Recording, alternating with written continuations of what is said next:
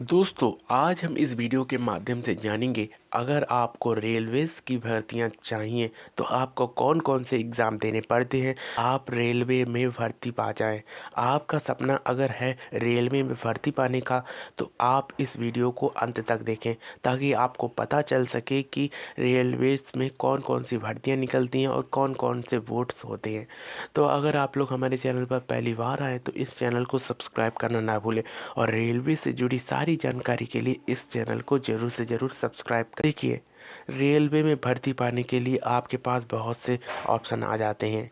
देखिए, रेलवे की भर्ती आरआरबी कराती है और आरआरबी कराने के कारण यह भर्ती आपकी बहुत से चरणों में होती है। इसमें ग्रुप्स होते हैं, group A, group B, group C, group D. यह भर्तियां इन ग्रुप्स के माध्यम से होती हैं। जिस ग्रुप में जैसी भर्तियां होती हैं उसके विषय में भी हम अभी बात करेंगे। देखिए, अगर आपको रेलवेज़ में जाना है तो रेलवे की भर्ती के लिए आपके पास क्या-क्या योग्यता होनी चाहिए, सारी हम इन ग्रुप्स में डिवाइड जॉब्स के बारे में बात करेंगे। तो नंबर 1 पर ग्रुप ए की बात, रेलवे की भर्तियों में सबसे ऊपर आने वाली भर्ती है ग्रुप ए की भर्ती।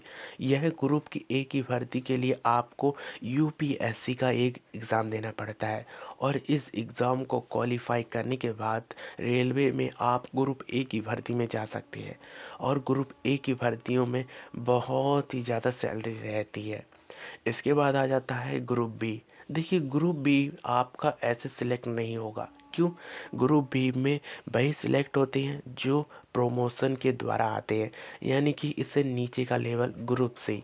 ग्रुप सी वही लोग करते हैं। आरआरबी का एक एग्ज़ाम देना पड़ता है। यह एग्ज़ाम एक सीवीटी मोड यानी कि कंप्यूटर बेस्ड टेस्ट होता है। इसको आप अगर देते हैं और इसमें अगर आप क्वालिफाई करते हैं तब आप ग्रुप सी की भर्तियों में जा सकते। ग्रुप सी की भर्तियों में सबसे पहले आता है टीटी या टीसी। इसके बाद आता है स्टेशन मास्टर। इसके बाद आ जाता है टिकट कलेक्टर। या अगर रेलवे के अंदर जितने भी कार्य होते हैं सी के अंदर आ जाते हैं। अगर आप लोगों को ग्रुप सी की भर्तियों में जाना है तो आपके पास योग्यता के तौर पर आपके पास इंटरमीडिएट के संग ग्रेजुएशन डिग्री भी होना चाहिए। कुछ भर्तियां इसमें इंटरमीडिएट की भी होती हैं और कुछ भर्तियां ग्रेजुएशन लेवल की भी होती हैं। और इसमें भर्तियों में आपको टाइपिंग भी आनी चाहिए, यानी कि आपको टाइपिस्ट के रूप में भी इस भर्तियों में जाना पड़ता है।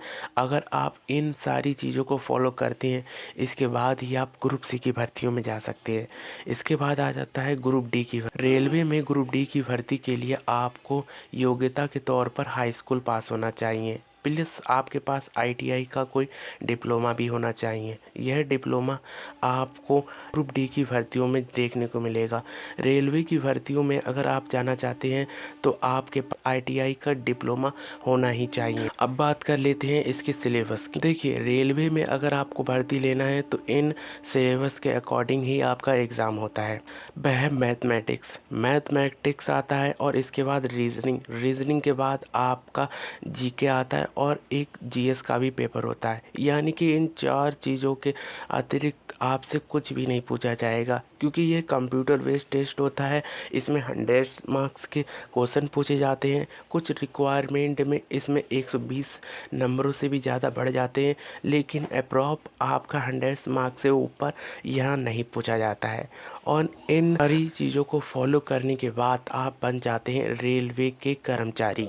यानी कि रेलवे की भर्तियों में अगर आपको जाना है तो आप इन चीज़ों को लेकिन आपको हम बता दें ग्रुप डी में और ग्रुप सी में कुछ शर्तें रखी जाती हैं। ग्रुप सी में शर्तें यह रखी जाती हैं, अगर जिस भी वैकेंसी में अगर टाइपिंग की बात की गई होती है तो आपको टाइपिस्ट तो होना ही पड़ेगा और टाइपिस्ट होने के लिए आपका एक और भी टेस्ट होता है जिसे टाइपिंग टेस्ट कहते हैं। टाइपिंग टेस्ट करने के बाद आपको जिस भी भर्ती में जाना होता है वह आपको रिक्वायरमेंट के अनुसार आपको भर्ती दे दी जाती है। और ग्रुप डी में अंतर और यह कह लें ग्रुप डी में यह शर्तें हैं कि आपको रेस तो करनी पड़ेगी। अगर ग्रुप डी की कोई भी भर्ती होती है तो उसमें आपको रेस करना पड़ता है, साथ में ही आपको करीबन 30 से 35 किलो का वजन उठाकर भागना पड़ता है जो कि 100 मीटर की दूरी तय करने के लिए होता है। इन सारे वजनों को उठाने के बाद आप ग्रुप डी में भर्ती पा सकते हैं।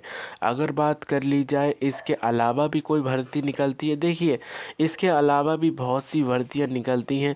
वह सारी की सारी भर्तियां इन्हीं 4 ग्रुप्स के अंदर ही आ जाती है।